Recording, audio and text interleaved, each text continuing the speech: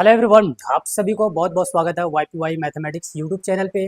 बच्चे, आप सभी को पता है कि हम लोग पढ़ रहे हैं क्लास 12 कंप्यूटर साइंस। और आज का जो हमारा लेक्चर होने वाला है, ये लेक्चर नंबर होने वाला है 9। ठीक है। और इस लेक्चर में आज हम लोग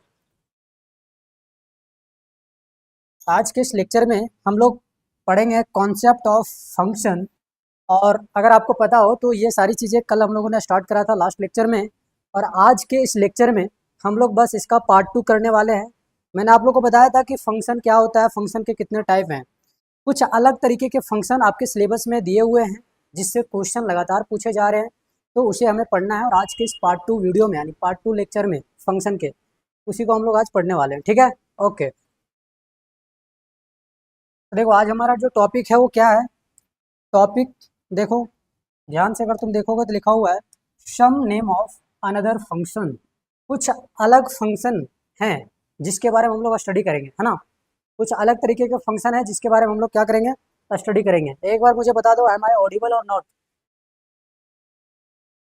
गुड इवनिंग सभी को। ठीक है, तो टॉपिक स्टार्ट करने से पहले कुछ इंपॉर्टेंट इन्फॉर्मेशन है, उसको सुन लो।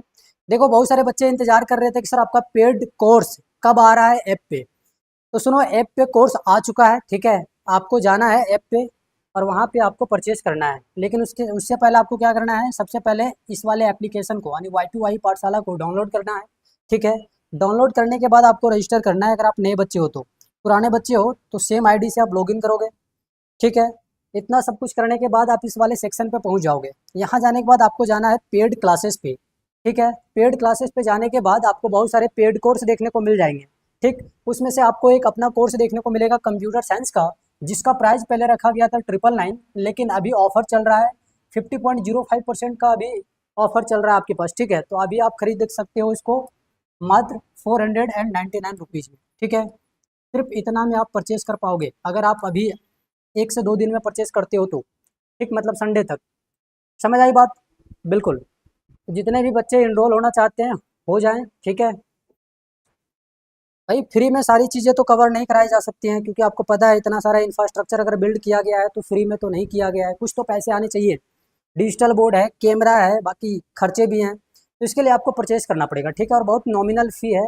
अच्छा, कंप्यूटर साइंस के अलावा अगर आप इंग्लिश के बैचेज को परचेज करना चाहते हो, ये भी सेम प्राइस में आपको देखने को मिल रहा है।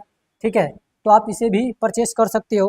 अच्छा, सर का जो मैथमेटिक्स वाला क्लासेस चलता है मंजिल बैच में, आप उसको भी परचेज कर सकते हो 1099 रुपीज़ में। ठीक है, तो ये सारी की सारी चीज़ें हैं, जो एक इन्फॉर्मेशन था मैं आपको बता दिया। तो जल्दी से जल्दी परचेस कर ले बच्चा, अगर आप सही से पूरा सिलेबस कवर करना चाहते हो तो। अभी तक हम लोगों ने ऑलमोस्ट 8-9 लेक्चर तो कर ही लिए हैं, और 1-2 लेक्चर और फ्री में करेंगे, बाकी सारी चीज़ें फ्री में नहीं होने वाली है। ठीक है, चलो अब अपने टॉपिक पे बात करते हैं हम लोग। तो हमारा जो टॉपिक है वो क्या है, सम अनदर फंक्शन, है ना। Some another functions name, functions name, है ना। मतलब कुछ अलग फंक्शन के नाम है जो हमें क्या करना है, पढ़ना है, उससे क्वेश्चन आता है। ठीक है जी, ओके। तो चलो फिर शुरू करते हैं एक एक करके। जिसमें से पहला जो हमारा आता है वो आता है पैरामीटर फंक्शन। क्या आता है? पहला जो आता है वो आता है पैरामीटराइज्ड फंक्शन या पैरामीटर फंक्शन। ठीक है जी, देखो यहाँ पे लिखा हुआ है पैरामीटराइज, पैरामीटराइज। ठीक है, पैरामीटराइज्ड फंक्शन। समझ में आई बात? पैरामीटराइज्ड फंक्शन, कई बार ना इसको पैरामीटर फंक्शन भी कह दिया जाता है ना। कई बार इसको पैरामीटर फंक्शन कह दिया जाता है, लेकिन नहीं कहना आज के बाद। ठीक, क्यों? क्योंकि ये गलत है। अब पैरामीटर अलग चीज़ होता है, पैरामीटराइज अलग चीज़ होता है। ठीक, ओके। तो अभी जो हम लोग पढ़ने वाले हैं बेसिकली पैरामीटराइज फंक्शन के बारे में पढ़ेंगे। अब ये क्या होता है, यहाँ पे कुछ बातें लिखा हुआ है, उससे पहले बातें समझ लो कुछ कुछ। ठीक, पैरामीटराइज फंक्शन C++ के अंदर एक ऐसा फंक्शन होता है जो बेसिकली ये जो पैरेंथेसिस सिंबल होता है ना, इसके अंदर दो चीज़ें रखता है, एक वैल्यू और दूसरा वेरिएबल। ठीक है, वैल्यू और वेरिएबल को अपने अंदर रखता है, मतलब पैरेंथेसिस सिंबल के अंदर रखता है। ठीक है, good evening sir. Hindi medium नहीं होगा? बच्चा देखो, जिस तरीके से अभी इंग्लिश में क्लासेस चल रही है ना, जैसे मैं सारी चीज़ें आपको हिंदी में समझाता हूँ और नोट्स में आपको डिलीवर करता हूँ इंग्लिश में, क्लासेस ऐसा ही चलेगा ऐप पे भी। आप बोलोगे प्योर हिंदी, वो पॉसिबल नहीं है, हमसे तो नहीं हो पाएगा, ठीक है। ओके, तो पैरामीटराइज फंक्शन का मतलब समझ रहे हो, एक ऐसा फंक्शन जो पैरेंथेसिस सिंबल के अंदर वैल्यू एंड वेरिएबल को रखे, तो उस तरह के फंक्शन को हम लोग क्या बोलेंगे, पैरामीटराइज फंक्शन बोलेंगे, ठीक। ओके, अच्छा, ये जो पैरामीटराइज फंक्शन होता है ना, ये पैरामीटराइज फंक्शन बेसिकली इसका यूज तब किया जाता है प्रोग्राम में, जब आप फंक्शन को कॉल करना चाहते हो। भाई हम लोग फंक्शन पढ़ रहे हैं, और फंक्शन का यूज किस लिए किया जाता है, रिपीटेशन को रोकने के लिए। मतलब अगर एक ही काम को बार बार करना है तो उसका एक नाम दे दो, और जब उसका ज़रूरत पड़े तो कॉल कर लो, इसीलिए फंक्शन का यूज हम लोग करते हैं, है ना। तो पैरामीटराइज फंक्शन का यूज किस लिए करते हैं और इसका पूरा मतलब क्या होता है, यहाँ पे कुछ बातें लिखा हुआ है, इसको समझ लो, फिर मैं आपको अपने अंदाज में भी सारी चीज़ें लिखा दूंगा, ठीक। क्या लिखा हुआ है देखो, पैरामीटराइज फंक्शन, ठीक है। कहता है a parameterize function is a function that takes input value called parameters when it is called। कह रहा है पैरामीटर फंक्शन जो होता है, या पैरामीटराइज्ड फंक्शन जो होता है, एक फंक्शन होता है जो इनपुट को लेता है, ठीक है जी। जो क्या करता है, इनपुट वैल्यू को लेता है जब इसे कॉल किया जाता है, ठीक। प्रोग्राम में जब इसको कॉल किया जाएगा तो ये एक इनपुट वैल्यू को लेगा, और जो इनपुट वैल्यू को लेगा ना, उस इनपुट वैल्यू को यहाँ पैरामीटर कहा जाता है। और जो ये इनपुट वैल्यू कॉलिंग के समय लेता है ना, जिसको हम पैरामीटर कह रहे हैं, इसी वजह से इसको पैरामीटर फंक्शन भी कई बार कह देते हैं, लेकिन आपको लिखना है पैरामीटराइज्ड फंक्शन, ठीक। सुनना एक बार ध्यान से, पैरामीटराइज्ड फंक्शन एक ऐसा फंक्शन है जो प्रोग्रामिंग में इनपुट वैल्यू को लेता है जब इसको कॉल किया जाता है, ठीक। ओके, और जो इनपुट वैल्यू लिया जाता है उसको क्या कहते हैं, पैरामीटर, ठीक है। ओके, ये जो पैरामीटर फंक्शन होता है ना, इसका दो टाइप होता है, ठीक। क्या होता है, दो टाइप। पहला अगर मैं बात करूं तो एक होता है फॉर्मल पैरामीटर फंक्शन, और दूसरा होता है एक्चुअल। अब ये दोनों क्या होता है बताऊंगा अभी। उससे पहले अगर तुम इसी चीज़ को अलग लैंग्वेज में लिखना चाहते हो, इन अदर वर्ड में, तो लिख लो इन अदर वर्ड्स। अगर तुम अदर वर्ड्स में इसका डिफिनेशन लिखना चाहते हो तो लिख सकते हो। क्या लिखोगे, सुनना। Those function, those functions which are,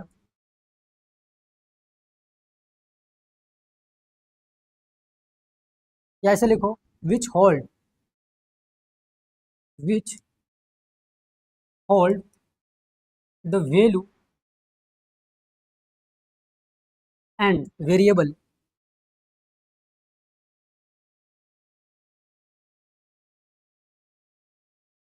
inside the parenthesis parenthesis symbol are are known as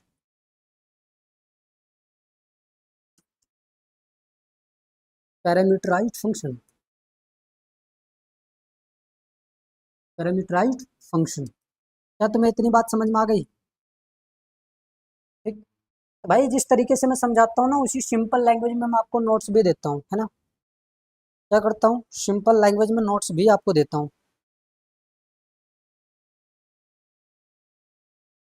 किसी को दिक्कत है क्या, बताओगे मुझे, ठीक? किसी को दिक्कत है तो बताओगे मुझे। एक बार फिर इसको एकदम शॉर्ट टाइम में समझो।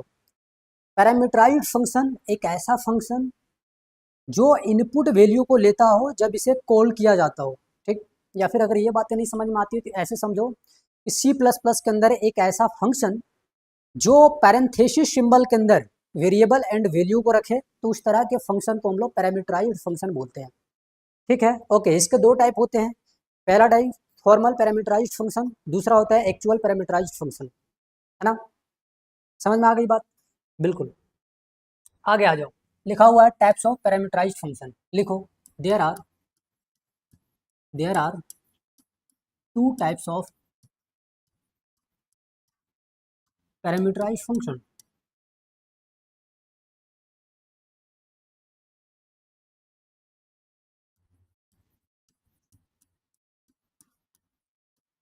ठीक है।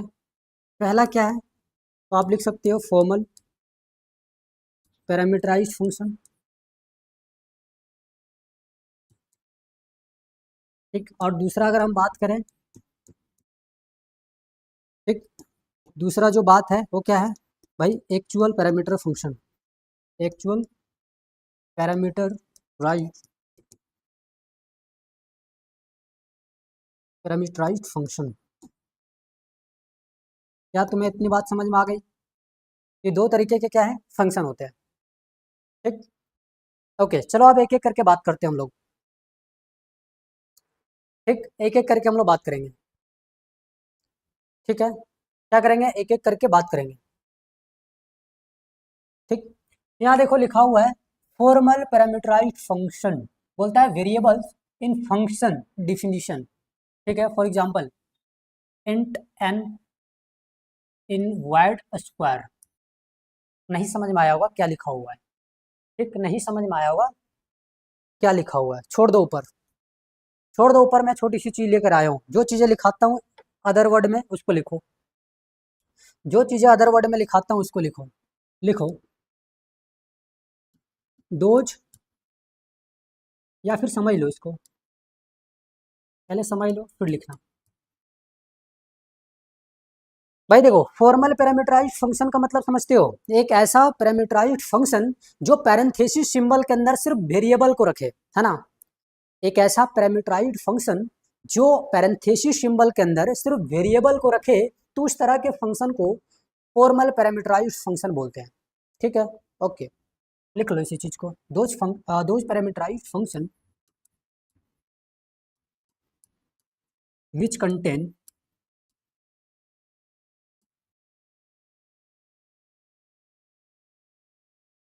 Only variable inside the parenthesis symbol, parenthesis symbol is known as is known as formal parameterized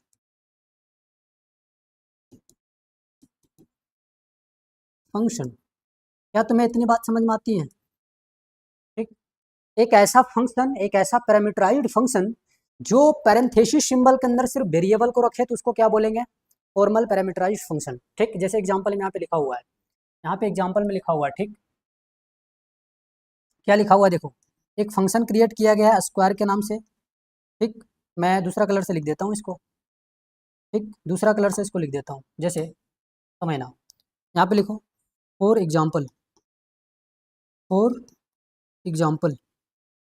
ठीक है, एग्जाम्पल में क्या भाई देखो, यहाँ पे मैं लिखता हूँ एक फंक्शन स्क्वायर, एक स्क्वायर नाम का फंक्शन लगाया गया है, और यहाँ पे लिया गया है int.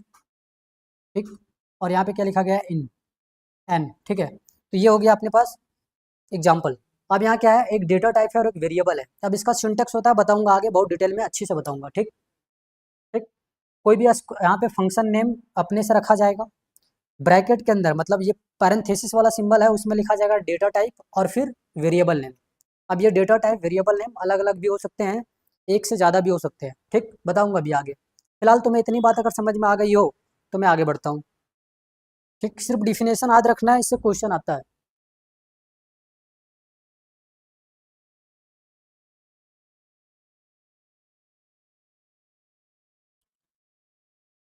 Animesh Kumar, no sir, क्या कहना चाहते हो आप?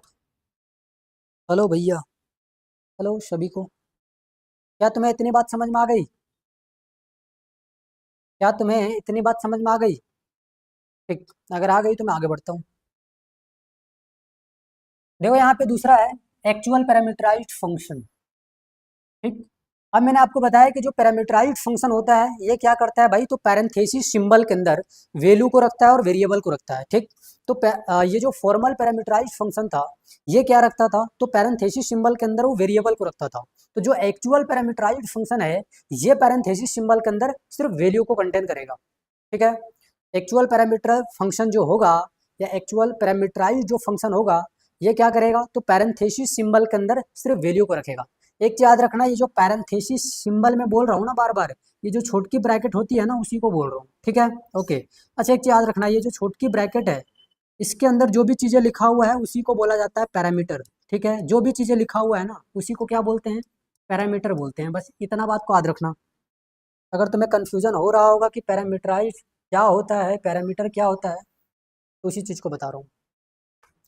अब यहाँ पे देखो लिखा हुआ है एक्चुअल पैरामीटराइज फंक्शन, और इसमें कुछ बातें लिखा हुआ है। क्या लिखा हुआ है, values given during function call, ठीक। तो एक्चुअल पैरामीटराइज फंक्शन का मतलब क्या होता है, एक ऐसा वैल्यू जो फंक्शन के कॉल करने के दौरान दी जाती है, ठीक। ओके, जैसे यहाँ पे देखो लिखा हुआ है स्क्वायर, ठीक, सेम है भाई, उसमें भी स्क्वायर लिए थे और इसमें लिखा हुआ 5। तो ये जो वैल्यू है ना, ये फंक्शन जब कॉल करता है उस दौरान इस वैल्यू को दिया जाता है, ठीक। और ये जो वैल्यू होगा इसी को बोलेंगे एक्चुअल पैरामीटर। क्या बोलेंगे, एक्चुअल पैरामीटर, ठीक है। ओके, तो एक्चुअल पैरामीटर में क्या होता है, वैल्यू कंटेन करता है। और फॉर्मल पैरामीटर में क्या होता है, तो फॉर्मल पैरामीटर में वेरिएबल कंटेन करता है, ठीक है। क्या तुम्हें इतनी बातें समझ में आती हैं, बिल्कुल आती हैं सर। आगे बढ़ता हूँ, फिर इसी में कुछ बातें लिख देता हूँ अपने अंदाज में, ठीक, ताकि आप कभी भी कहीं भी पढ़ो तो समझ में आ जाए, ठीक है। तो लिखो कुछ बातें, लिखो कुछ बातें इसी में। Those parameterised, those parameterised function which contain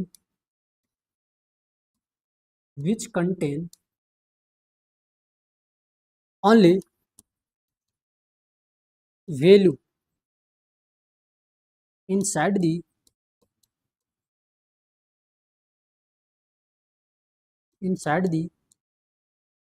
parenthesis symbol, parenthesis symbol is known as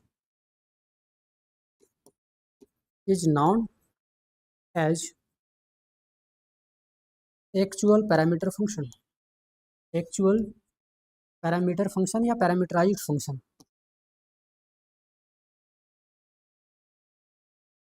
ठीक है। क्या तुम्हें इतनी बात समझ में आ रही है, बिल्कुल आ रही है sir,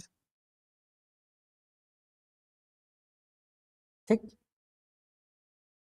okay, those parameterized function which contain only value in parenthesis symbol is known as actual parameter function या actual parameterized function, ठीक। ओके, अगर इसकी एग्जांपल की बात करो तो पीछे हमने एक फंक्शन माना है स्क्वायर, तो यहाँ पे उसी के बेसिस पे हम यहाँ पे एग्जांपल लेंगे। फॉर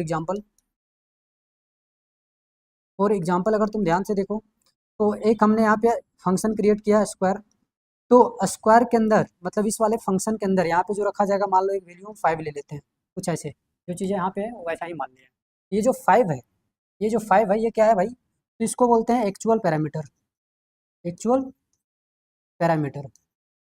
क्या तुम्हें इतनी बात समझ में आ रही है, बिल्कुल। पीछे वाले स्लाइड में अगर तुम बात करोगे, ये जो होगा अपने पास, ये क्या होगा, ये होगा फॉर्मल पैरामीटर, फॉर्मल पैरामीटर, ठीक। क्या होगा, फॉर्मल पैरामीटर, ठीक है सर। आगे बढ़ो, आगे बढ़ूंगा उससे पहले ये दोनों चीज़ें समझ लो एक बार और फिर से।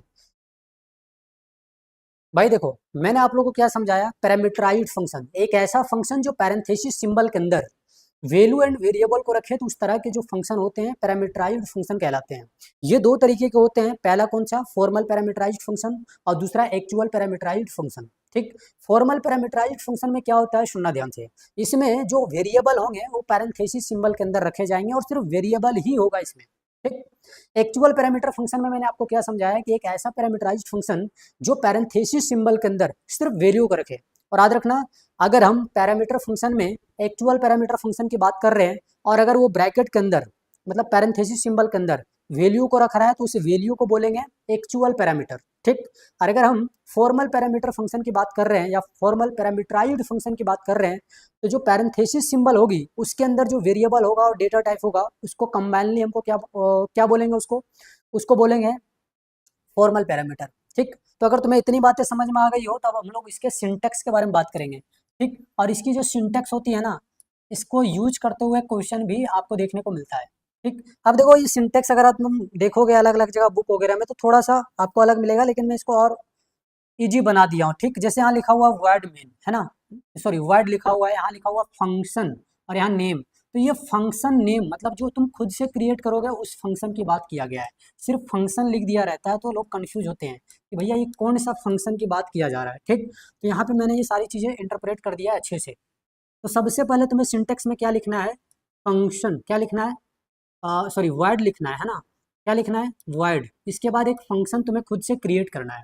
जब फंक्शन क्रिएट कर लो तो पैरेंथेसिस सिंबल के अंदर तुम्हें डेटा टाइप लेना है और फिर वेरिएबल लेना है। अब डेटा टाइप क्या है ना, अगले 1-2 लेक्चर के बाद मैं उसी को पढ़ाऊंगा एकदम मस्त अच्छे से। ठीक, फिलहाल अभी समझो डेटा टाइप एक ऐसा चीज होता है, ठीक है, जो किसी भी वेरिएबल को आइडेंटिफाई करता है कि ये वेरिएबल किस तरह के डेटा रखेगा। और यही जो होता है ना डेटा टाइप, ये कंपाइलर को बताता है कि कोई वेरिएबल अपने अंदर कितना मेमोरी रिजर्व कर सकता है।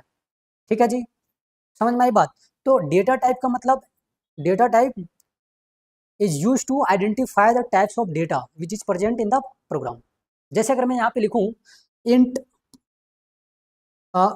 num1, ठीक, और यहाँ पे ऐसे कर दूं तो इसका क्या मतलब है भाई, इंट जो है अपने पास एक डेटा टाइप है। क्या है ये, डेटा टाइप है।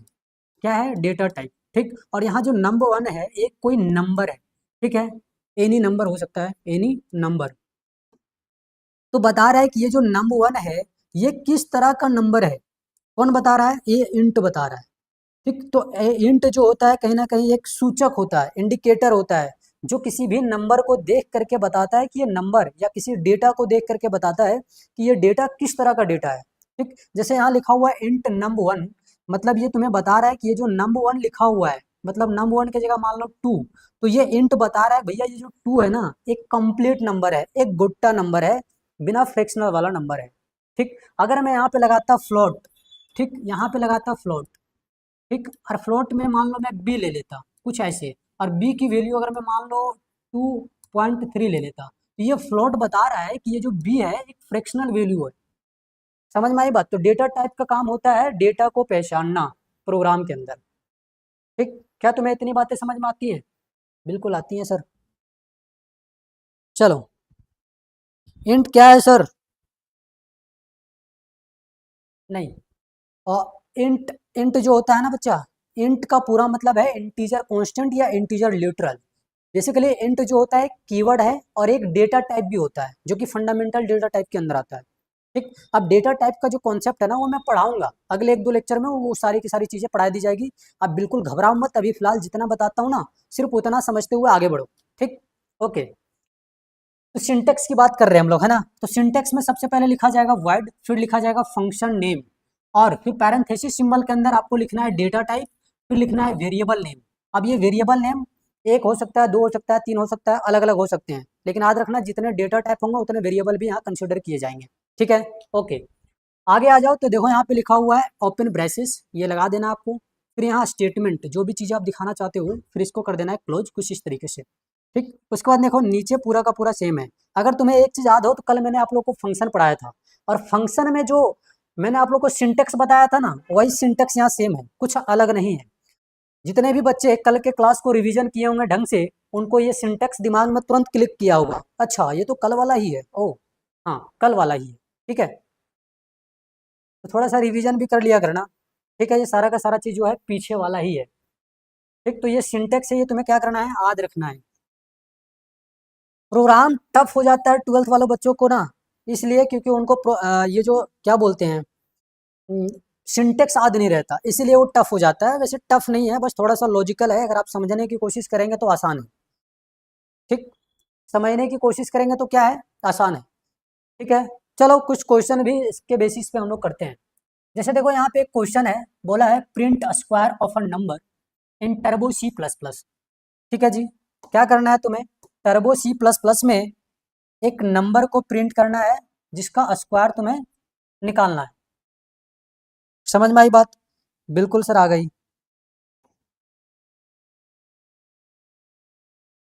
ठीक।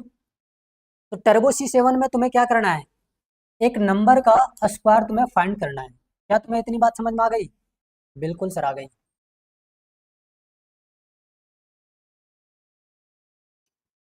ठीक है, आगे बढ़ते हैं हम लोग फिर। तो यहाँ देखो, सबसे पहले मैंने आप लोग को क्या बताया है, सबसे पहले मैंने आप लोग को बताया है कि भाई तुम जब भी कुछ करो, कोई भी प्रोग्राम लिखो, तो सबसे पहले तुम्हें क्या करना है, सबसे पहले तुम्हें हेडर फाइल को लिखना है। क्या करना है? हेडर फाइल को लिखना है ना। तो हेडर फाइल यहाँ पे दिए हुए हैं, देखो ध्यान से, दो हेडर फाइल यहाँ पे क्या हुआ है, लिखा हुआ है ना। सबसे पहले क्या लिखा हुआ है, हेडर फाइल।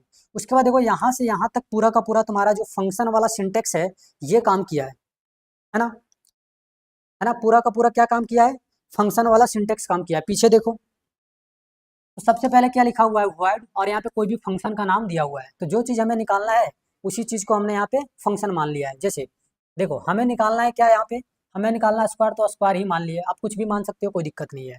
और यहाँ पे जो पैरेंथेसिस का सिंबल है, यहाँ लिखा हुआ है डेटा टाइप। नीचे अगर पीछे तुम देखोगे ध्यान से, तो यहाँ क्या लिखा हुआ है, डेटा टाइप, और यहाँ वेरिएबल। अगर तुम यहाँ ध्यान से देखो, तो यहाँ इंट एक क्या है, इंट एक डेटा टाइप है। क्या है? एक डेटा टाइप है। ठीक है, ये क्या है, डेटा टाइप। ओके, ये क्या है, data type, data type, data type. Okay, ठीक। और यहाँ पे जो एन है, ये एन क्या है, तो एक वेरिएबल है। क्या है?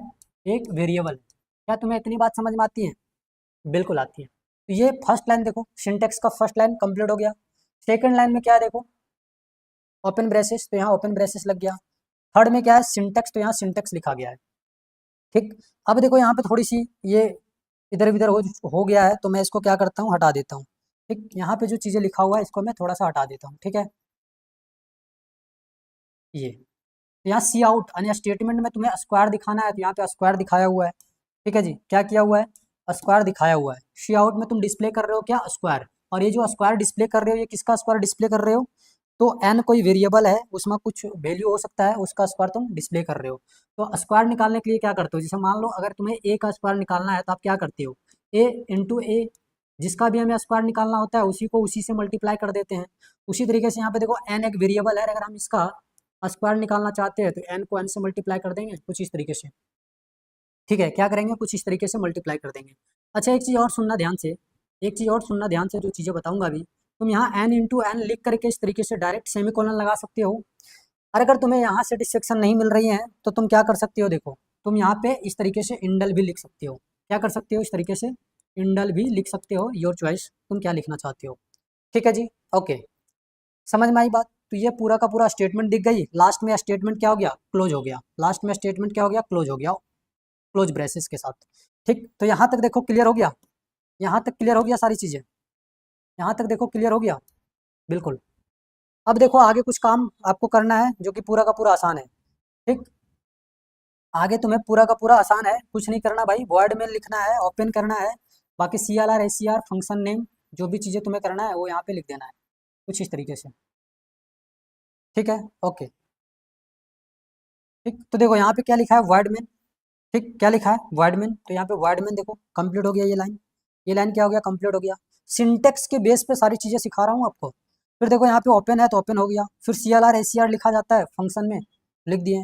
फिर यहाँ पे देखो फंक्शन नेम, और ये जो आपके पास सिंबल होगा, इस सिंबल के अंदर लिखा जाएगा वैल्यू, तो यहाँ देखो वैल्यू लिखा गया है, और यहाँ वैल्यू जो लिखा गया है, 4 लिखा गया है। मतलब यहाँ पे जो स्क्वायर निकाला जाएगा, ये 4 का स्क्वायर निकाला जाएगा, मतलब 4 इंटू 4 यहाँ पे होगा, तो इसकी जो वैल्यू आएगी 16 आएगी। ठीक है, इसका आउटपुट क्या दिखेगा तुम्हें, 16 दिखेगा। ठीक है जी, इसका आउटपुट क्या दिखेगा तुम्हें, 16 दिखेगा। ठीक है, क्या तुम्हें इतनी बात समझ में आ रही है? बिल्कुल आ रही है सर। ठीक, ओके। और लास्ट में क्या है, गेट सी एच, फिर क्या है, क्लोज। तो कुछ इस तरीके से आपको बनाना है, कुछ इस तरीके से तुम्हें प्रोग्राम को सॉल्व करना है।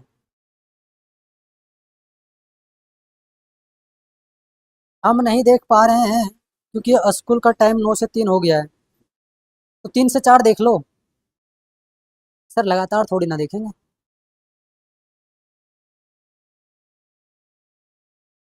चलो, तो अगर तुम देखो ध्यान से, अगर तुम्हें मैं इतनी प्रोग्राम में आइडेंटिफाई करने के लिए बोलूँ कि पैरामीटर फंक्शन कहाँ यूज हुआ है, मतलब एक्चुअल पैरामीटर फंक्शन कहाँ यूज हुआ है, फॉर्मल पैरामीटर फंक्शन कहाँ यूज हुआ है, बता दोगे? सुनना ध्यान से, मैं यहाँ पे मिटा रहा हूँ इसको। मैं इसको यहाँ पे क्या कर रहा हूँ, मिटा रहा हूँ। अब देखो ध्यान से, यहाँ पे जो ये है भाई, ये है तुम्हारे पास क्या है, तो formal parameter function, formal parameterise या पैरामीटर जो बोलना चाहते हो बोलो, फॉर्मल पैरामीटराइज, पैरामीटराइज, पैरामीटराइज, ठीक है, क्या है गलती हो रहा भाई, पैरामीटराइज है ना, फंक्शन यहाँ पे आई है, ठीक। और अगर तुम नीचे देखो तो भाई ये क्या दिखा रहा है तुम्हें, ये दिखा रहा है तुम्हें, ये तुम्हें दिखा रहा है एक्चुअल पैरामीटर फंक्शन या एक्चुअल पैरामीटराइज्ड फंक्शन,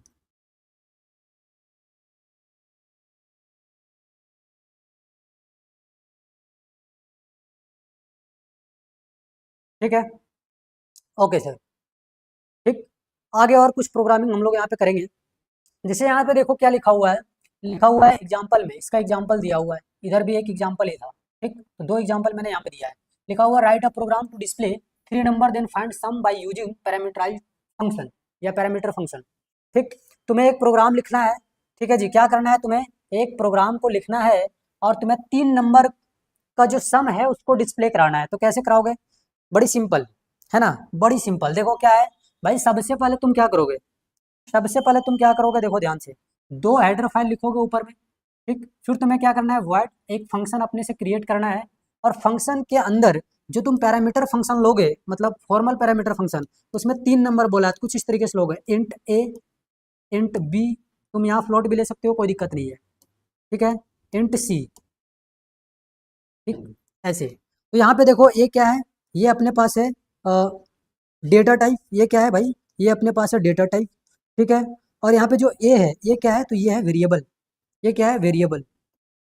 तो मैंने आपको बताया था कि आप एक से ज़्यादा डेटा टाइप या एक से ज़्यादा वेरिएबल को आप ले सकते हो। तो देखो यहाँ एक से ज़्यादा डेटा टाइप और एक से ज़्यादा वेरिएबल है, बिल्कुल है, ठीक।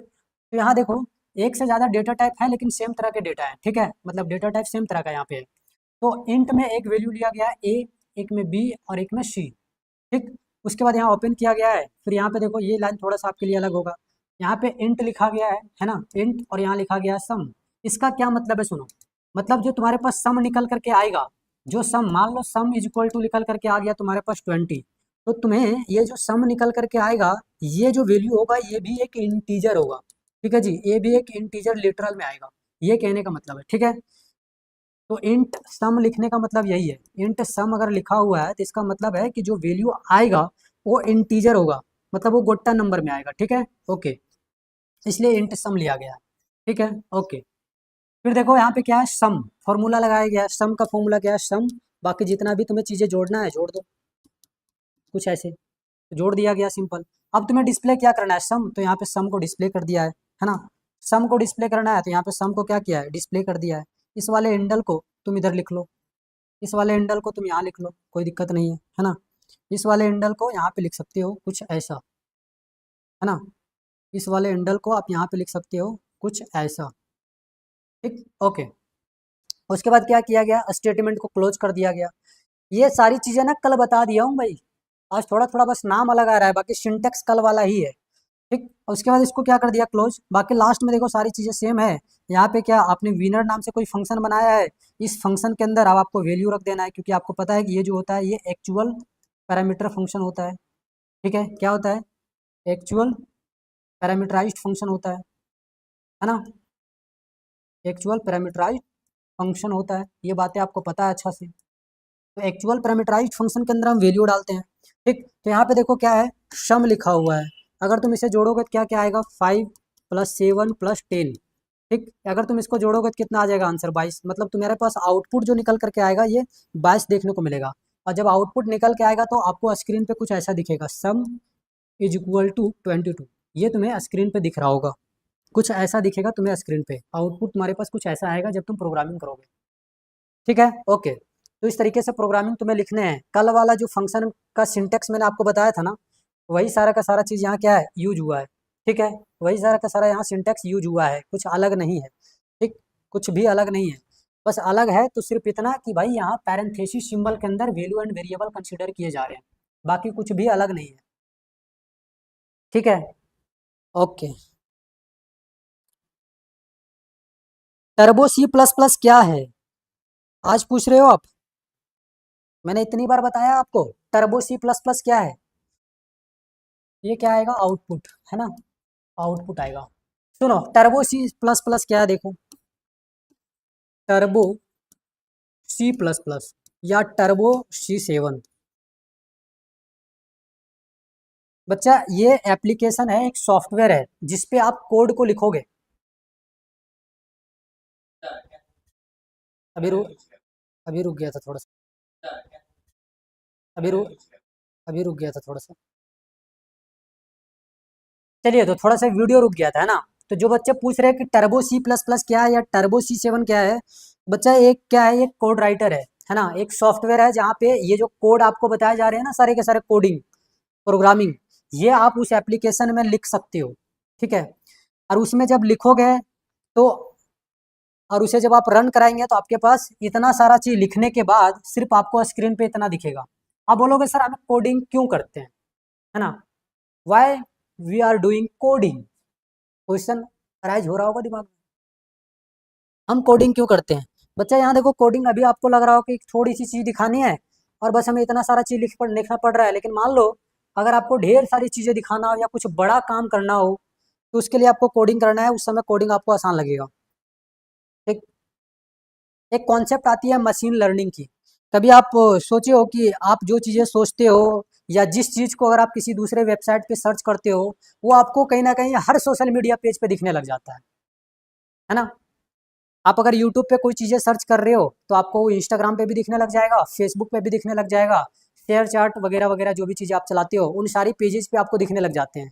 ऐसा क्यों होता है,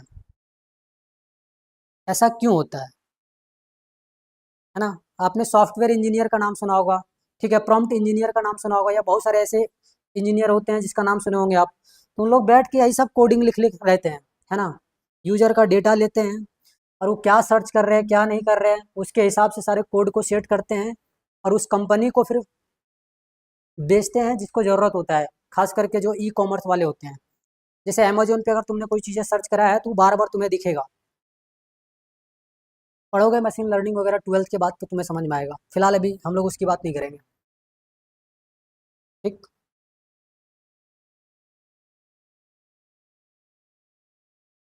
चलो तो किसी को प्रॉब्लम है तो बता दो, ठीक है आगे बढ़ते हैं। देखो यहाँ पे एक क्वेश्चन है, बोला है कि define a parameterised function given an example in turbo C plus plus. ठीक है, टर्बो सी प्लस प्लस में तुम्हें क्या करना है, एग्जाम्पल को देना है। एक तुम्हें सबसे पहले बताना है कि पैरामीटराइज्ड फंक्शन क्या होता है, ठीक है, और इसका एक एग्जाम्पल तुम्हें देना है टर्बो सी प्लस प्लस में। मतलब कुछ नहीं करना तुम्हें, जो चीज़ें मैंने आपको बताया है ना पीछे, ये जो चीज़ें मैंने आप लोग को बताया है बस इसको तुम्हें लिख देना है, ठीक है। और एक एग्जाम्पल के तौर पे कोई भी एक प्रोग्राम उठा के छाप देना है जो भी चीज़ें बता रहा हूँ, दैट्स इट, ठीक है। इतना ही करना है तुम्हें। चलो अगर तुम्हें इतनी बातें समझ में आ गई हो तो मैं आगे बढ़ता हूँ और कुछ अलग तरीके के और फंक्शन है उसके बारे में बात करते हैं, ठीक है जी। जैसे यहाँ देखो 2023 में एक क्वेश्चन पूछा था कि differentiate between formal and actual parameter with an example. तुम्हें क्या करना है, एक्चुअल पैरामीटर फंक्शन क्या होता है या फॉर्मल पैरामीटर फंक्शन क्या होता है इसको डिफाइन करना है, अलग अलग दोनों में डिफ्रेंशिएट करके बताना है। सिंपल है, एक एक लाइन में डिफिनेशन को आप लिख देना, वही फर्क है। क्योंकि हर एक क्वेश्चन में तुम दो चीज़ को अगर डिफ्रेंशिएट कर रहे हो तो सारे के सारे क्वेश्चन के आंसर में कॉलम बना करके आंसर देना जरूरी नहीं है, क्योंकि उतने पॉइंट कई बार आपको मिलते नहीं है, ठीक है। तो कई बार एक एक लाइन में भी डिफ्रेंशिएट किया जा सकता है, तो आपको सिंपली इस तरीके से डिफ्रेंशिएट करना है। और एग्जाम्पल के तौर पे क्या करना है, जितने भी मैंने एक कोड बताया है उसमें से एक कोड को आपको उठा लेना है और बता देना है, इस तरीके से हाईलाइट कर देना है कि ये जो है अपने पास एक पैरामीटर फंक्शन है। मतलब कौन सा पैरामीटर फंक्शन, तो फॉर्मल पैरामीटर फंक्शन इतना से इतना, और नीचे तुम दिखा देना कि ये एक्चुअल पैरामीटर फंक्शन है, इस तरीके से तुम दिखा सकते हो, ठीक है। ताकि उसको पता चले कि कोड में कहाँ पर फॉर्मल पैरामीटर फंक्शन की बात करी जा रही है और प्रोग्राम में किस जगह एक्चुअल पैरामीटर फंक्शन की बात करी जा रही है। ये एग्जामिनर को समझ में आना चाहिए। अगर इतनी बात उसको समझ में आएगी देन डेफिनेटली तुम्हें वो नंबर देंगे, बहुत अच्छा नंबर देंगे, ठीक। ओके, तो यहाँ पे लिखा हुआ डिफाइन पैरामीटर फंक्शन, ये सारी चीज़ें मैंने बता दिया, जेक 2024 में पूछा हुआ क्वेश्चन है, ठीक। आगे आ जाओ। तो कुछ क्वेश्चन मैंने छोड़े हैं, आसान आसान क्वेश्चन है, नोट्स को पढ़ोगे उसी से बन जाएगा। ठीक, ओके। ये भी कुछ ऐसा ही है, बोला राइट अ फंक्शन, एरिया नाम का एक फंक्शन तुम्हें क्या करना है, क्रिएट करना है। उसमें इंट आई तुम्हें लेना है और इंट डब्लू, वहाँ पे तुम डेटा टाइप जो मान रहे थे ना इंट, यहाँ पे आपको इंट लेना है और यहाँ जो वेरिएबल लोग है वो आई लेना है, मतलब अपने से आपको नहीं लेना है, जो यहाँ लिखा हुआ वही लेना है। ठीक, to calculate and print area of a rectangle. ठीक है, इसको अगर तुम्हें बनाना हो तो मैं बना दूँ, क्या करूँ, क्या मैं इसको बना दूँ, बना लेना आप खुद से, कुछ नहीं करना है, सेम है। आपको एरिया निकालना है किसका, तो एरिया ऑफ रेक्टेंगल, तो शॉर्ट में आप इसको ए ओ आर लिख लेना। ठीक, और आपको कुछ नहीं करना भाई, दोनों का रेक्टेंगल, मतलब रेक्टेंगल का एरिया निकालने के लिए क्या करते हो, लेंथ इनटू विड्थ। ठीक है, कुछ ऐसे। और तुम्हें मान लो एरिया नाम का एक फंक्शन क्रिएट करना है, तो एरिया नाम का फंक्शन यहाँ पे क्रिएट कर दोगे और यहाँ पे क्या करोगे, इंट आई लेना है और फिर यहाँ क्या करना है, इंट डब्लू, कुछ ऐसे। ठीक है, ओके। और लास्ट में जब तुम लिखते हो तो वहाँ पे एरिया के साथ कुछ भी वैल्यू ले लेना, मान लेता हूँ मैं 20 और यहाँ मान लेता हूँ मैं 27, कुछ ऐसे। तो इस तरीके से अपने से कंसिडर करके बना लोगे भाई, थोड़ा सा तो कलम चलाना पड़ेगा, आसान है, करके देखना, नहीं होगा मैं बता दूंगा नेक्स्ट लेक्चर में, बस कमेंट आनी चाहिए कि नहीं हुआ। यहाँ जो बोला है call it from main method, तो भैया ये तो यूज होगा ही, ये तो यूज होगा ही, ये यूज नहीं होगा तब तक प्रोग्राम रन ही नहीं करेगा। चलो अब आते हैं हम लोग कॉलिंग फंक्शन के बारे में। ठीक है, कॉलिंग फंक्शन की बात हम लोग करेंगे, क्या बात करेंगे भाई, हम लोग कॉलिंग फंक्शन की बात करेंगे।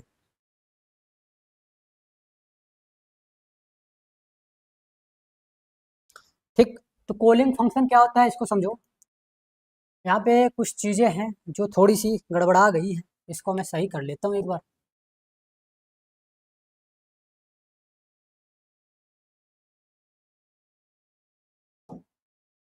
इधर ले आता हूँ इसको नीचे और इसको इधर ले आता हूँ। ठीक है, और इसको मैं थोड़ा सा ऐसे कर लेता हूँ, तो जो है ना, तो मैं थोड़ा सा ऊपर ले जाता हूँ ऐसे। ठीक है, दिक्कत तो नहीं है किसी को, नहीं होनी चाहिए वैसे।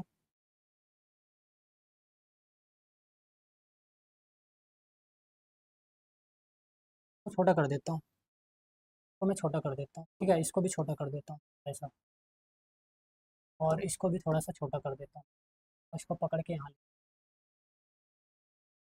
ठीक, अब देखो, अब देखो तुम्हारे पास क्या बोल रहा है, कॉलिंग फंक्शन की बात कर रहे हैं भाई, एक ऐसा फंक्शन जिसका यूज प्रोग्राम में कॉल करने के लिए किया जाता हो, तो इस तरह के फंक्शन को कॉलिंग फंक्शन बोलेंगे, या इसी को स्टैंडर्ड फॉर्म में फंक्शन कॉलिंग भी कहते हैं, है ना, क्या कहते हैं इसको, फंक्शन कॉलिंग भी कहते हैं। थोड़ा सा यहाँ पे टाइपिंग एरर है ना, थोड़ा सा यहाँ पे क्या है भाई, यहाँ थोड़ा सा टाइपिंग एरर आ गया, यहाँ पे जो फंक्शन लिखा हुआ है कुछ ऐसे लिख दिया गया है, FUO मतलब जीरो फिर N ऐसे, तो ये गलत है, थोड़ा सा इसको आप सुधार लेना, मैं यहाँ पे सुधार देता हूँ, क्या करता हूँ यहाँ पे सुधार देता हूँ। ठीक है, यहाँ पे मैं इसको सुधार देता हूँ, अच्छा से लिख देता हूँ। ठीक है जी, बिल्कुल, और इसको भी मैं यहाँ से मिटा देता हूँ। ठीक, अब तुम्हें लिखना है, क्या लिखोगे, यहाँ पे लिखना है फंक्शन कॉलिंग, फंक्शन कॉलिंग। ठीक है, क्या करना है, फंक्शन कॉलिंग। ठीक है, ओके। तो ये कुछ बातें हैं, तो क्या है देखो, क्या बोल रहा है, calling function when we use a function in our program by writing its नाम, मतलब name, it is called function calling, है ना, मतलब फंक्शन में जब भी हम यूज करते हैं किसी दूसरे फंक्शन को, उसका नाम को लिख करके या उसके नाम से, तो वो क्या होता है, कॉलिंग फंक्शन कहलाता है। बोला when we use a function in our program, जब हम अपने प्रोग्राम में एक फंक्शन का यूज करते हैं उसका नाम को लिखते हुए, तो उस फंक्शन को क्या कहते हैं, कॉलिंग फंक्शन कहते हैं। ठीक है, इसका जो स्टैंडर्ड टर्म है C++ के अंदर वो क्या है, तो वो है फंक्शन कॉलिंग, लेकिन हम लोग कॉलिंग फंक्शन कहते हैं, है ना जी, इसका नाम क्या है, फंक्शन कॉलिंग, लेकिन हम लोग जनरली इसको क्या कह देते हैं, इसको हम लोग जनरली क्या देते हैं, कॉलिंग फंक्शन। ठीक है, क्या कह देते हैं, कॉलिंग फंक्शन कह देते हैं। ठीक है, ओके। यहाँ पे देखो लिखा हुआ है in C plus plus programming function can be call in two types, मतलब सी प्लस प्लस में हम लोग फंक्शन को दो तरीके से कॉल कर सकते हैं, दो मेथड से कॉल कर सकते हैं। पहला होता है कॉल बाय वैल्यू और दूसरा होता है कॉल बाय रेफरेंस। सुनो सुनो सुनो, पहला क्या है कॉल बाय वैल्यू और दूसरा है कॉल बाय रेफरेंस। तो ये दो तरीके हैं जिसे यूज करके हम फंक्शन के अंदर किसी दूसरे फंक्शन को, मतलब प्रोग्राम के अंदर किसी दूसरे फंक्शन को हम कॉल कर सकते हैं। ठीक, एक बार फिर से सुनो। प्रोग्राम के अंदर जब भी आपको किसी फंक्शन को यूज करना हो तो उसके नाम को लिखते हुए उसे कॉल कर सकते हो। ठीक, और यही जो फंक्शन कहलाएगा कॉलिंग फंक्शन कहलाएगा। प्रोग्राम के अंदर जो फंक्शन को कॉल किया जाता है ये दो मेथड से किया जा सकता है। पहला होता है कॉल बाय वैल्यू और दूसरा होता है कॉल बाय रेफरेंस। ठीक, अब कॉल बाय वैल्यू क्या होता है, कॉल बाय रेफरेंस क्या होता है, इसको समझ लो, फिर इसके बारे में कुछ बातें मैं आपको लिखा दूंगा। ठीक, तो कॉल बाय वैल्यू जो होता है ना भाई, ये जो कॉल बाय वैल्यू है इसमें कभी भी जो काम होगा, कभी भी जो काम होगा ये ओरिजिनल वैल्यू पे काम होगा, लेकिन ये कॉपी कर देगा उसको और फिर उसी को दिखा देगा, मतलब इसमें कोई भी चेंजिंग नहीं आएगी। ठीक, और कॉल बाय रेफरेंस में क्या होता है, कॉल बाय रेफरेंस में वैल्यू को चेंज करके आपको दिखाएगा। मतलब जैसे मान लो यहाँ पे है ए और यहाँ पे बी प्लस है 9, मान लो बी की वैल्यू अगर आप पुट कर दिए, मान लो बी की वैल्यू 2 पुट कर दिया, तो यहाँ पे कितना आ जाएगा 2 + 9। ठीक है, और ये आपको 11 दिखाएगा किसमें, रेफरेंस में। लेकिन अगर मान लो अगर मैं बोलूँ कि ए बराबर है सी प्लस 2 और अगर मैं सी की वैल्यू दे देता हूँ 3, तो इसका ये बिल्कुल मतलब नहीं है कि यहाँ अगर हम 3 की वैल्यू पुट कर, मतलब 3 पुट कर दें और 2, तो ये 5 दिखाएगा, नहीं। कॉल बाय वैल्यू में ये 5 नहीं दिखाएगा, बल्कि जो ओरिजिनल वैल्यू है वही तुम्हें दिखेगा, जो पहले से वही दिखेगा। ठीक है, मतलब जो यहाँ पे दिया हुआ रहेगा वही दिखेगा, ये कभी भी कोई ऑपरेटर साथ में लग करके काम हो करके नहीं दिखेगा। ठीक, अब इसको समझेंगे डिटेल में, कई बार आपको लिखने के लिए मिल जाता है। सर सी प्लस प्लस कितना लेक्चर में कंप्लीट हो जाएगा? बेटा पूरा सी प्लस प्लस ही पढ़ना है तुम्हें क्लास 12th में, अभी कहाँ खत्म होगा, अभी तो जर्नी स्टार्ट हुई है। चलो आ जाओ, देखो यहाँ पे लिखा हुआ है ना सारी चीजें। क्या लिखा हुआ है देखो ध्यान से, तो यहाँ पे जो चीजें लिखा हुआ है इसको सुनना। लिखा हुआ है इन दिस मेथड, हम लोग कॉल बाय वैल्यू की बात कर रहे हैं। लिख रहा है कि in this method the function receive a copy of the actual value, note the original. Changes made inside the function do not affect the original value. वही चीजें हैं, ये कभी भी ओरिजिनल वैल्यू पे काम करेगा, जिसमें कभी भी किसी भी तरह का कोई भी चेंजिंग नहीं आएगा। ठीक है, इसमें कभी भी किसी भी तरह का चेंजिंग, ठीक है, इतनी बात समझ में आ रही है कि जो कॉल बाय वैल्यू होता है ये हमेशा ओरिजिनल वैल्यू पे काम करेगा, इसमें किसी भी तरह का कोई भी चेंजिंग आपको देखने को नहीं मिलेगा। ठीक है, ओके। दूसरा आ जाओ कॉल बाय, ये कॉल बाय रेफरेंस होगा। ठीक है, यहाँ पे कॉल बाय वैल्यू लिखा गया है। ठीक, तो यहाँ पे कॉल बाय रेफरेंस कर लेना आप, यहाँ पे जो ये चीज़ें लिखा हुआ है ना इसको आप कॉल बाय रेफरेंस कर लेना। ठीक है, दोनों जगह कॉल बाय वैल्यू लिखा गया है, तो इसको आप क्या कर लोगे, कॉल बाय रेफरेंस कर लोगे, है ना। क्या कर लोगे, कॉल बाय रेफरेंस। ठीक है, क्या कर लोगे इसको, कॉल बाय रेफरेंस कर लोगे। क्या तुम्हें इतनी बात समझ में आ रही है? बिल्कुल आ रही है, यहाँ कर लो कॉल बाय रेफरेंस। ठीक, ओके। इसमें क्या बोलता है कि in this method the function receives the reference यानी एड्रेस, ठीक, of the actual variable, so changes made inside the function directly affect the original value. It uses symbol address operator in the parameter list. अब यहाँ जो बातें लिखा हुआ है ना वो तुम्हें कुछ समझ में नहीं आया होगा, मैं समझाता हूँ उसको समझना। भाई जो ये कॉल बाय रेफरेंस होता है ना, कॉल बाय रेफरेंस, ये एक ऑपरेटर यूज करता है जिसको कहते हैं एड्रेस ऑपरेटर। क्या कहते हैं इसको, एड्रेस ऑपरेटर। ये सारी चीजें मैंने आपको पढ़ाया है, एड्रेस ऑपरेटर। ठीक, और इसमें जो ओरिजिनल वैल्यू होगा उसको ये डायरेक्ट अफेक्ट करेगा। जैसे मान लो अगर यहाँ पे मैं दे दिया हूँ ए की वैल्यू 6 या 5 दे दिया हूँ कुछ ऐसे, यहाँ पे ऐसे लिखा हुआ है मान लो C is equal to A plus 3, तो क्या होगा यहाँ पे देखो कि जो C is equal to A के जगह पे 5 पुट हो जाएगा और यहाँ 3 आ जाएगा, तो ये क्या हो जाएगा, फिर ये बन जाएगा आपके पास 8। तो ओरिजिनल वैल्यू जो था इसको ये अफेक्ट कर दिया, मतलब ये 8 बना दिया, ओरिजिनल वैल्यू नहीं रहा। कॉल बाय रेफरेंस में यही चीज होता है कि ओरिजिनल वैल्यू नहीं रहता है, वो चेंज हो जाता है। वाइल कॉल बाय वैल्यू जो होता है ये कभी चेंज नहीं होता। तो अगर तुम्हें इतनी बात समझ में आ गई हो तो इस पर एक प्रोग्रामिंग करा देता हूँ। देखो यहाँ पे एक प्रोग्रामिंग लिख के मैं लाया हूँ, बहुत आसान है। एक एग्जाम्पल में है सारी चीज़ें। आपको जब भी कॉल बाय वैल्यू और कॉल बाय रेफरेंस का एग्जाम्पल पूछे तो आप इसको सेम इसी तरीके से लिख देना। आप बोलोगे सर यहाँ पे आप ये सारी चीज़ें क्या लिख करके लाया हो, आप तो पहले नहीं लिख के लाते थे। बताऊंगा बेटा अभी सारी चीज़ें, ठीक। तो देखो पहला क्या लिखा हुआ है, हैच इंक्लूड आईस्ट्रीम डॉट एच, फिर दूसरा हैच इंक्लूड कॉन्यू डॉट एच। यहाँ से यहाँ तक अगर तुम देखो तो हर प्रोग्राम में सेम रहता है। इस वाले लाइन को अगर तुम देखोगे तो भैया ये क्या है, यहाँ से यहाँ तक पूरा फंक्शन का तुम्हारे पास सिंटेक्स है। क्या है, फंक्शन का सिंटेक्स यहाँ पे है, सारी चीज़ें है ना। फंक्शन का सिंटेक्स यहाँ से यहाँ तुम्हें देखने को मिलता है, ठीक है जी। फंक्शन का सिंटेक्स यहाँ से यहाँ देखने को मिलता है, ठीक है, कुछ अलग नहीं है। क्या लिखा हुआ है देखो, वर्ड, और यहाँ पे एक फंक्शन क्रिएट किया गया है मून के नाम से। यहाँ लिखा हुआ है इंट ए और इंट एड्रेस ऑपरेटर बी। सुनना ध्यान से, यहाँ पे जो इंट ए लिखा हुआ है ये तुम्हारे पास कॉल बाई वैल्यू को दिखा रहा है, और यहाँ पे जो इंट एड्रेस ऑपरेटर बी है ये दिखा रहा है कॉल बाई रेफरेंस को। क्योंकि रेफरेंस जो होता है ना ये एड्रेस ऑपरेटर यूज करता है, ठीक। तो जहां भी एड्रेस ऑपरेटर लिखा हुआ है मतलब उसका वैल्यू चेंज हो जाएगा, ओरिजिनल वैल्यू नहीं रहेगा, ओरिजिनल से वो थोड़ा सा अलग हो जाएगा, ठीक है। मतलब जो भी वहाँ पे मैकेनिज्म काम कर रहे होंगे उसके अकॉर्डिंग वो वैल्यू चेंज हो जाएगा। क्या तुम्हें इतनी बातें समझ में आती हैं? बिल्कुल आती है। चलो फिर आगे बढ़ता हूँ। यहाँ देखो, इस प्रोग्राम को पूरा अच्छा से समझो, मैं समझाता हूँ एकदम मस्त डिटेल में, ठीक। यहाँ पे देखो एक प्रोग्राम लिखा गया है, इसमें दो वैल्यू लिए गए हैं, इंट ए, क्या लिया गया है, इंट ए, और एक है इंट, यहाँ पे एड्रेस ऑपरेटर भी कुछ ऐसे लिया गया है। फंक्शन का नाम रखा गया है मून, क्या रखा गया है, मून, ठीक है, क्या रखा गया है, मून, ठीक, ऐसे, ठीक। यार यहाँ पे लिखा गया है वर्ड, ये चीज़ें तुम्हें सिंटेक्स में पता है। तो यहाँ एक वैल्यू ए है और यहाँ पे एक इंट एड्रेस ऑपरेटर भी है, मतलब ये तुम्हारे पास कॉल बाय रेफरेंस को दिखा रहा है, ये कॉल बाय वैल्यू को दिखा रहा है।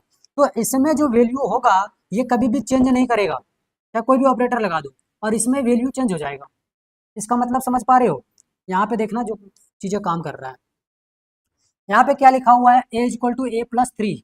यहाँ पे दूसरा वेरिएबल भी हो सकता है, ए की जगह सी भी हो सकता है, बी भी हो सकता है, वी भी हो सकता है, एक्स भी हो सकता है, कुछ भी हो सकता है, ठीक। उसको फिर हम लोग यहाँ पे बोल देंगे स्वैपिंग, फिलहाल अभी उसकी बात नहीं कर रहे हैं, ठीक। तो यहाँ पे ए इक्वल टू ए प्लस 3 है।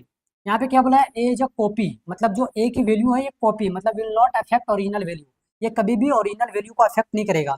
ये जो ए है ना ये ओरिजिनल वैल्यू को कभी भी अफेक्ट नहीं करेगा, मतलब जो भी वैल्यू होगा वो, ठीक है, ओके। उसके बाद देखो यहाँ पे B is equal to B plus 5, तो ये अफेक्ट करेगा, क्यों? क्योंकि यहाँ पे देखो बी के पहले लगा हुआ है एड्रेस ऑपरेटर, है ना। तो जब भी एड्रेस ऑपरेटर लगा हो तो जिसमें भी लगा हो ये अफेक्ट करेगा, ठीक है। इतनी बात समझ में आई? यहाँ पे लिखा हुआ है B is reference will affect original value. B क्या है, एक रेफरेंस है और ये ओरिजिनल वैल्यू को अफेक्ट करेगा, ठीक। कैसे करेगा सुनना, यहाँ से यहाँ तक पूरा का पूरा ये वर्ड से स्टार्ट हुआ और यहाँ स्टेटमेंट तक आकर के इसकी सिंटेक्स क्लोज हो गई, बाकी इधर सेम है। तो वर्ड में लिखा जाता है ओपन ब्रेसेस CLR SCR। यहाँ पे देखो लिखा हुआ है इंट की वैल्यू 5 है और यहाँ पे बी की जो वैल्यू है वो क्या है, मतलब इंट में ए की वैल्यू 5 लिया गया है और बी की वैल्यू 10 लिया गया है। तो ए का जो वैल्यू है ना ये हमेशा 5 ही रहेगा और बी की जो वैल्यू है वो शुरू में 10 रहेगा। मतलब यहाँ पे अगर तुम ध्यान से देखोगे इस लाइन में, तो इस लाइन में पहले तुम्हें जो वैल्यू दिया हुआ है वही तुम्हें दिखेगा, जो वैल्यू तुम्हें दिया हुआ है वही दिखेगा। तो इसका जो वैल्यू दिया हुआ है क्या क्या दिया हुआ है, ए का वैल्यू 5 दिया हुआ है, बी का वैल्यू 10 दिया हुआ है। तो यहाँ देखो सबसे पहले तुम्हें ए दिखाना है, फिर यहाँ देखो कॉमा दिया हुआ है बीच में, मतलब ये जो दो नंबर होगा उसके बीच में कॉमा है ना। यहाँ पे इसका मतलब है कि ये कॉमा को दिखा रहा है। तो इसका जो पहला चीज तुम्हें दिखेगा वो ऐसे दिखेगा 5, और यहाँ तुम्हें दिखेगा कॉमा, और यहाँ दिखेगा 10, मतलब जो वैल्यू दिया है वही तुम्हें दिख जाएगा। फिर यहाँ लिखा हुआ इंडल, मतलब अब जो दिखाएगा सेकंड लाइन में दिखाएगा, ये लाइन को चेंज कर देगा, ठीक। उसके बाद देखो यहाँ लिखा हुआ है ए और यहाँ लिखा हुआ है कॉमा और यहाँ पे बी। अब इस लाइन में चेंजिंग होकर के दिखेगा, क्या होकर के दिखेगा, चेंजिंग होकर के दिखेगा, मतलब ये जो वैल्यू है ये इसमें जाकर के पुट होगा, ठीक। तो अगर मान लो ए की वैल्यू यहाँ पे मैं 5 पुट कर दूं, 5 दिया हुआ है ना 5, ये और यहाँ पे 3, तो बच्चा ये जो है ना ये इसका मतलब ये 8 नहीं है, ये कॉल बाय वैल्यू है। क्या है, कॉल बाय वैल्यू है। तो कॉल बाय वैल्यू में जो ओरिजिनल वैल्यू होगा वही आपको दिखेगा, चाहे आप उसमें जोड़ दो घटा दो कुछ भी चीजें कर दो, ठीक। समझ में आई बात? तो ए की जो वैल्यू है वो 5 है, तो यहाँ 5 ही दिखेगा ना कि 8। समझ में आई बात? तो ये क्या हो जाएगा, इसको लिख लो अगर लिखना चाहते हो तो, ये इक्वल टू यहाँ 5 प्लस अगर हम 3 करें तो इसका वैल्यू 8 नहीं दिखाएगा, ठीक है। इसका वैल्यू क्या दिखाएगा, ये हमेशा 5 ही दिखाएगा, ठीक। तो यहाँ कितना दिखेगा तुम्हें 5, और 10। फर्स्ट लाइन ये आउटपुट तुम्हें दिख गया।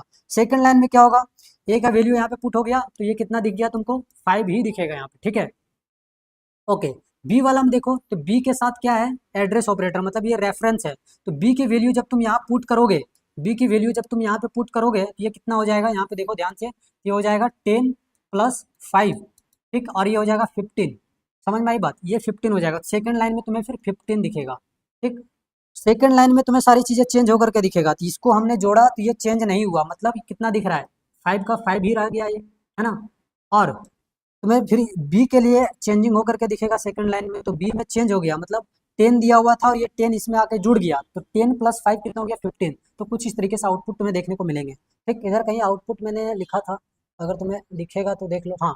तो इसका आंसर तुम्हें कुछ इस तरीके से देखने को मिलेगा, ये होगा आंसर, ठीक है। आउटपुट तुम्हें कुछ इस तरीके से देखने को मिलेगा, ठीक है। तो ये एग्जाम्पल तुम लिख दोगे। बाकी देखो इधर कुछ क्वेश्चन है, थियोरेटिकल क्वेश्चन। यहाँ पे बोला है explain the difference between call by value and call by reference in turbo C++।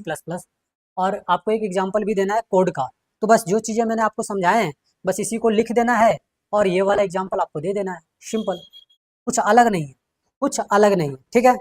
कुछ अलग नहीं है बिल्कुल भी। सारे के सारे क्वेश्चन इसी तरीके से हैं, सेम क्वेश्चन है, बस अलग अलग साल में पूछा हुआ है, ठीक। अगर तुम्हें इतनी बात समझ में आ गई हो तो आज का ये क्लास हमारा यहीं पे एंड होता है। और कैमरे से बाहर जाने से पहले मैं आपको कुछ बातें बताना चाहता हूँ कि भाई कोर्स पे एनरोल कर लो, है ना। कोर्स पे एनरोल करने के लिए सबसे पहले आपको YPY पाठशाला एप्लीकेशन को डाउनलोड करना है, ठीक है। YPY पाठशाला एप्लीकेशन को डाउनलोड करना है। डाउनलोड करने के बाद आपको सबसे पहले रजिस्टर करना है, अगर आप नया बच्चा हो तो, पुराने हो तो लॉगिन कर लेना है। और इतना चीज़ करने के बाद आपको कुछ इस तरीके का इंटरफेस देखने को मिलेगा। वहाँ पर जाएंगे आप और वहाँ पे आपको एक पेड क्लास का ऑप्शन देखने को मिलेगा। आप इस पर क्लिक करके यहाँ पे देखो जितने भी पेड बैचेस चल रहे हैं वो सारे के सारे दिख जाएंगे। सबसे ऊपर में ये जो कंप्यूटर साइंस का है, CS का, ये आपको दिखेगा। और इसकी जो प्राइस रखी गई है वो 999 रखी गई है। लेकिन अभी आपके पास 50.05% का डिस्काउंट देखने को मिल रहा है। और इस डिस्काउंट में आपको सिर्फ 499 रुपीज़ में आपको देखने को मिल जाता है, ठीक है। 499 रुपीज़ में देखने को मिल जाता है, which is very very cheapest, है ना, बहुत सस्ता है। और ये ऑफर अभी चल रहा है तो मैं बोलूँगा इससे सस्ता ऑफर फिर दोबारा नहीं आएगा, तो आप परचेज कर लो, ठीक। इसके अलावा अगर आप इंग्लिश के बैचेस परचेस करना चाहते हो तो इंग्लिश का भी सेम प्राइस में आपको मिल जाएगी। अगर आप सर का मैथमेटिक्स का बैच परचेस करना चाहते हो, मंजिल बैच, तो ये देखो आपको 1099 रुपीज़ में आपको देखने को मिल जाती हैं, ठीक। ओके, तो अगर सारी चीज़ें अगर आप ऑर्गेनाइज तरीके से सिस्टमेटिक वे में पढ़ना चाहते हैं तो भाई आपको एप्लीकेशन पे आना होगा, कुछ पैसे खर्च करने पड़ेंगे, ठीक। क्योंकि फ्री में सारी चीज़ें देना पॉसिबल नहीं है, क्योंकि आप देख सकते हो इतना सारा इंफ्रास्ट्रक्चर का खर्चा है, ठीक है, स्टाफ का खर्चा है, भाई ये थोड़ी थोड़ी काफ़ी लोग से सहयोग के तौर पर लिया जाएगा, है ना। चलो, तो आप लोगों का इंतज़ार जो था कि कब से आएगा पेड क्लासेस, आई थिंक ये सारी की सारी चीज़ें ख़त्म हो चुकी हैं। तो फिलहाल आप ऐप पे जा करके परचेस कर सकते हो, राइट। आज के इस क्लास में आप सभी को बहुत बहुत धन्यवाद। मिलते हैं नेक्स्ट क्लास में। जय हिंद, वंदे भारत।